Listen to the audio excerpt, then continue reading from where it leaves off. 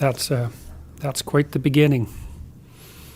Yeah, I think, like I said, it's very easy for people to lose track of the fact that while you're sitting in an air-conditioned space somewhere thinking about your next Netflix movie that you're going to watch, there are people that are in the most horrible and heinous situations that are being put on them by other human beings. And it doesn't really stop. Yeah, well, it's a hard thing for people to contemplate. I mean, there's two elements to life that are hard to contemplate. I mean, one is that the suffering that's attendant on life, fundamentally, and then the other is the malevolence of people.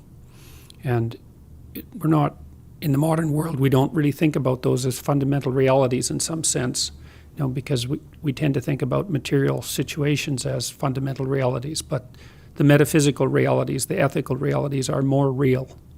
And it's necessary to know that in order to orient yourself properly in life. Like, I never really took the idea of good seriously, transcendent good, let's say, or ultimate good, until I convinced myself of the existence of, well, if it wasn't ultimate evil, it was sufficiently ultimate for me, because I immersed myself in the study of the Nazi Holocaust and of what happened in Nanking and what happened with Unit 731, which is the most horrifying material I've ever read, which is really saying something, because there's plenty of horrifying material to read. And what happened in the Soviet Union and what happened in Maoist China, which, so few people know about now. And I guess what I found most striking, especially with regards to what happened in the Soviet Union, was, and in Germany for that matter, was that there were a number of people who were writing about it, like Viktor Frankl, a psychiatrist who wrote Man's Search for Meaning, and also Alexander Solzhenitsyn, who wrote The Gulag Archipelago, which should be required reading for every American citizen.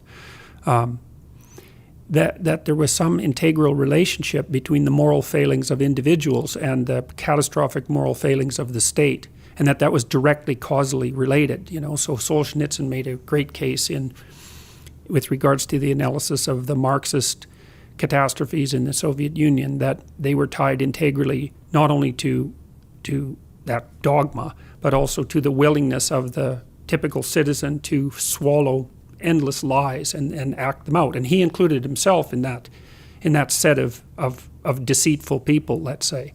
And it really struck me that, because those writings are so profound, Viktor Frankl's another good example. You can't really read that without it really punching you. It really struck me that it was possible that there was some direct integral relationship between the individual moral choices that people made in their day-to-day lives and the broad-scale social movements that happened around them. And I think I've come to believe that that's the case. And certainly the story that you read, the person who was written about, the rapist, was making all sorts of individual choices, right? And, he might have been convincing himself that he was on some kind of holy mission, but I guess that would be in part so that he could stand looking at himself in the mirror in the morning without running away screaming if he saw what was really there. So